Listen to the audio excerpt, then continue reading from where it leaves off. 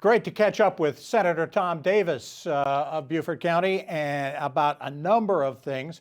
First of all, we've got to go back a couple of weeks.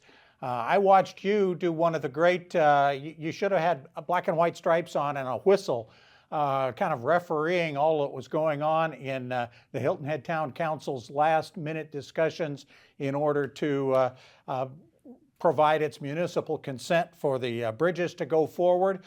You were in the meetings. You were actually, live online texting with the Secretary of Transportation. It got done. I guess that's the important thing. Yeah, I mean, I think it's also important to remember that, we're only in like the third or fourth inning in terms of this project getting done. Yeah. And there's going to be a lot of opportunity in the months ahead to have further input in regard to the bridge, both in terms of its functionality and its aesthetics.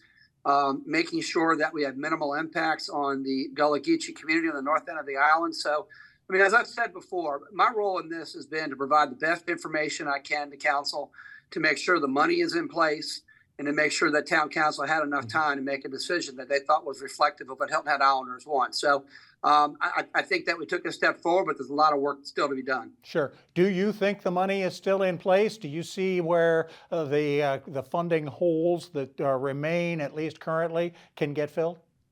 Yeah, and two things. One, the money that's already been allocated and appropriated, I have kept that in place. Right. We're about $160 million short now in terms of the new estimate for the bridge.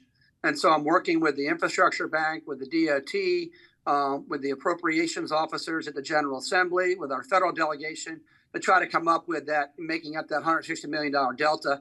At the end of the day, I'm confident we'll get there, but it's just going to take a lot of work. Yeah, and it certainly would help if Beaufort County can get that referendum passed in November.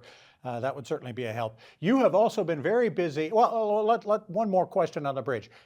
You're talking about what an opportunity this is, and again, the opportunity still exists. It's not shut down yet, of really helping the north end of Hilton Head Island and through that corridor with this project. Talk about that. I mean, absolutely. I mean, there's no secret that that area of the island has disproportionately borne the brunt of economic growth on Hilton Head Island. I mean, the bridge goes right through their community. And historically, that area really has been neglected, quite frankly. Yeah. But the last couple of years, you really start to see that turning around. You've got the Community Development Corporation that's been created for the north end of the island. I got a $5 million appropriation to kick that off, giving money for Mitchellville to restore that, money to have the St. James Baptist Church move to a new location away from the runway. Right. I mean, this was an opportunity for us to demonstrate our commitment to that community. All right, let's talk a little about Exit 3. You were a huge proponent of this when it was kind of all tied to the Jasper port. The Jasper port has kind of been put on a back burner, but you still like the idea of having an Exit 3. Talk about that. Yeah, I mean, southern Jasper County is rapidly developing as part of the Port of Savannah economic orbit. You've got distribution centers down there, logistics facilities, other port-related infrastructure. And so I'm really happy for Jasper County. I mean, historically, they've been neglected.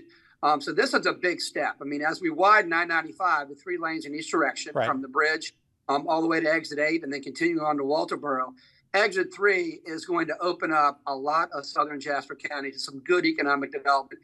It's going to help their overall road system, their schools, their economy. I'm really excited about that. What's a timetable for that? When could we see ourselves exiting Exit 3? I know there's still a lot of hoops to jump through. Well, I think it's being folded into the larger project to widen I-95 direction. So that, I mean, they've already started that. They've done the right-of-way condemnation, the environmental mitigation, the engineering. You're likely to start to see equipment on the ground and actually, work being done on the ground beginning of next year. Wow, that's terrific. All good stuff. Senator Davis, we appreciate the time. Congratulations on not having to go conventioning with the party this week, being able to stay home and get things all put together for yourself. And again, we appreciate your time. Thanks for joining us. Thanks for having me, sir. Take care. All right, State Senator Tom Davis joining us on the WHHI Daily News. We'll be back with more in a moment.